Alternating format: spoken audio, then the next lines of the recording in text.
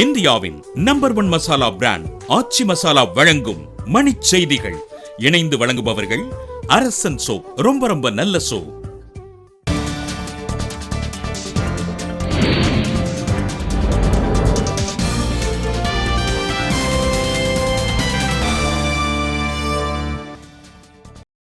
சென்னையில் ஒப்பந்த தொழிலாளர்களுடன் நெய்வேலி நிலக்கரி நிறுவனம் நடத்திய பேச்சுவார்த்தை தோல்வி. ஷாங்காய் ஒத்துழைப்பு மாநாட்டில் பங்கேற்க தாஸ்கண்ட் சென்றடைந்தார் பிரதமர் மோடி. தீனதயாளன் வீட்டில் கைப்பற்றப்பட்ட மேலும் 3 உலோக சிலைகள் மற்றும் 2 சர வழக்குகள் நீதிமன்றத்தில் ஒப்படைப்பு. தூத்துக்குடியில் மின் இணைப்பு வழங்க 2500 ரூபாய் கையூட்டு பெற்ற மின்வாரிய ஊழியர் கைது. அவதூறு வழக்கில் திமுக முன்னாள் அமைச்சர் மைதீன் கானுக்கு நெல்லை அமர்வு நீதிமன்றம் பிடியாணை.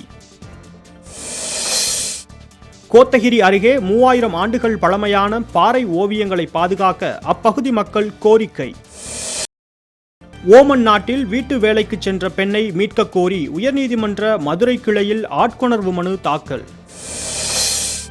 வேலூர் மாநகராட்சியின் நடப்பு நிதியாண்டுக்கான அறிக்கை தாக்கல் செய்தபோது அதிமுக திமுகவினரிடையே மோதல். சூரிய மின்தகடு ஊழல் வழக்கில் சரிதா நாயருக்கு பிணையில் வெளிவர முடியாத கைதாணை பிறப்பித்தது கேரள நீதிமன்றம். இந்திய அணியின் பயிற்சியாளர் யார் என்பது குறித்து இன்று மாலை அறிவிக்கிறது மட்டைப்பந்து வாரியம்.